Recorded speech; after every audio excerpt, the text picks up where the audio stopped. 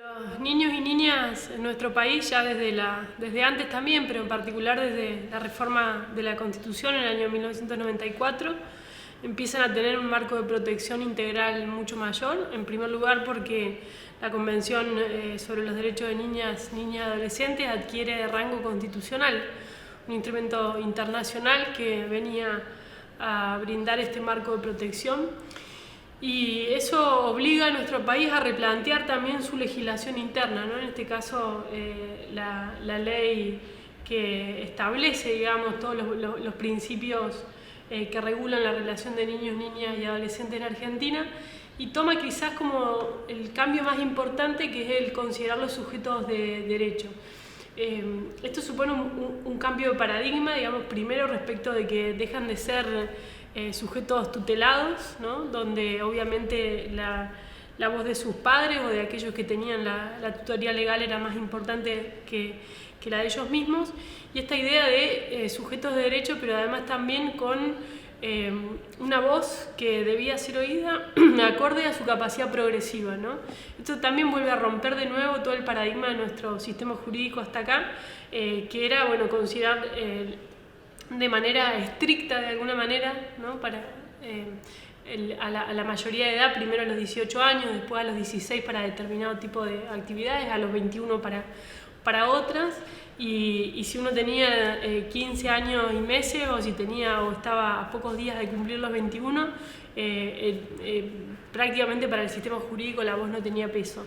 Este cambio de paradigma de considerar los sujetos de derecho y de reconocer su capacidad progresiva a participar en todas aquellas decisiones que los incumben, cambia radicalmente el posicionamiento de nuestro marco protector. Creo que realmente es una legislación que está a la vanguardia en el mundo, no solamente porque toma la Convención y le da este rango constitucional que no tienen otros países, sino también por lo que vino después.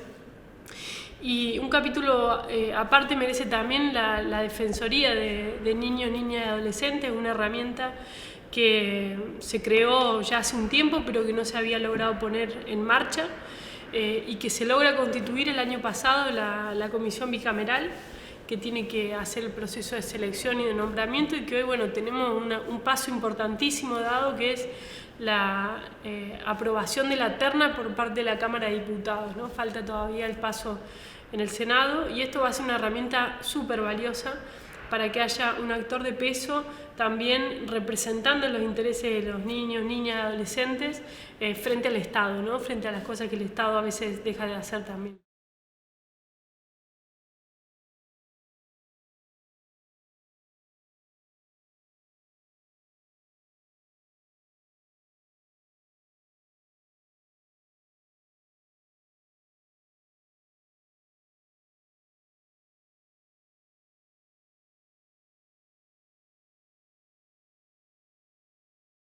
Es importante la aplicación de la educación sexual integral en las escuelas, primero porque es un derecho de los niños. Cuando hablamos de la educación, no estamos hablando de una facultad, digamos, de alguien que puede dárselo o negárselo, ¿no? Sino de un derecho que tienen consagrado de nuevo en la Carta Magna, en la Constitución Nacional, y también en un montón de instrumentos internacionales, estos tratados de derechos humanos con jerarquía constitucional, y que de lo que estamos hablando es de poder acceder a un derecho que tenga la misma intensidad en todo el país. ¿Qué quiero decir con esto? Bueno, que un niño o niña que está estudiando en una escuela católica de alguna provincia de nuestro país, o en una escuela pública en Salta, o en una escuela en Cava, tenga derecho a acceder a la misma educación y a la misma información.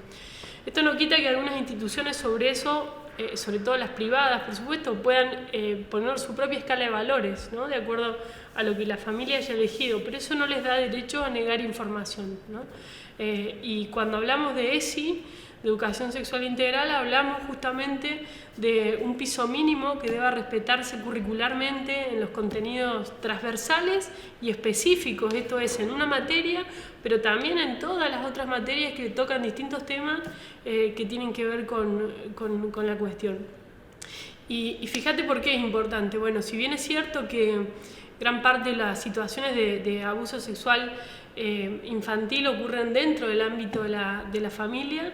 La ESI, la educación sexual integral, por ejemplo, en el jardín de infante lo que enseña es al cuidado del propio cuerpo, a que no una persona ajena no tiene nadie tiene derecho a intervenir su cuerpo, a identificar un adulto de confianza, a poder nombrar las partes del cuerpo y saber cuáles son privadas y cuáles no.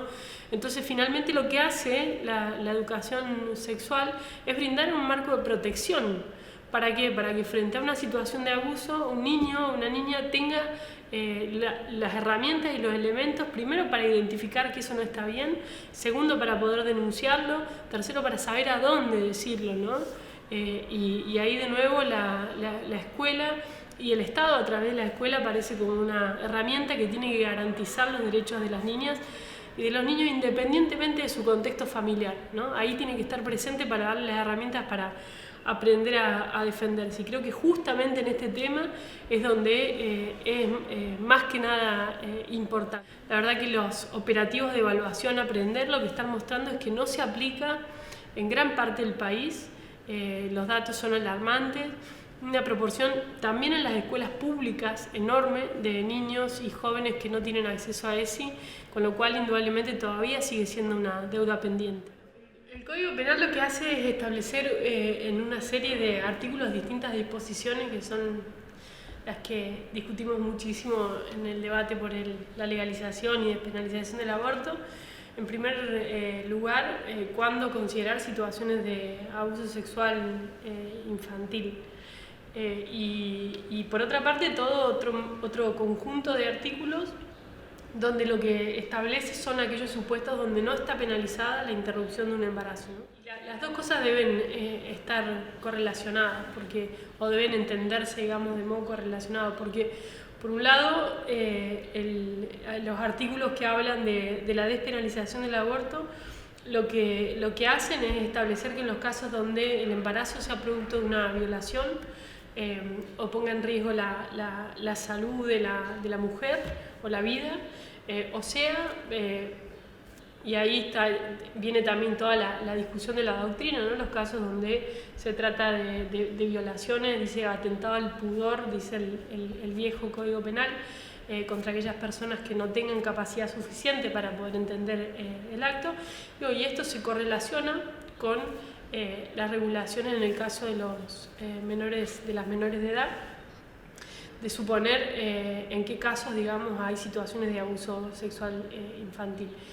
Y esto tiene sentido de ser básicamente porque de lo contrario, digamos, estaríamos primero yendo contra un montón de convenciones internacionales que ya penalizan esas situaciones, que penalizan además lo que se conoce como matrimonio infantil, y que si nosotros entendiésemos que el consentimiento ahí puede suplir, digamos, es posible que en muchas situaciones una niña que ha sido abusada se la obligue a consentir el acto para evitar la pena, ¿no? Entonces nuestro código en eso es como bastante claro. Cuando dice que se presume iure de iure, quiere decir que no admite prueba en contrario, ¿no? Es decir, que no alcanza con que una niña de 10 o 11 años diga no, yo consentí este acto. Y esto tiene que ver con lo que hablábamos también al comienzo del marco protectorio, de por qué estamos hablando de un conjunto de normativas que tienden a proteger los derechos de las niñas y adolescentes en este caso.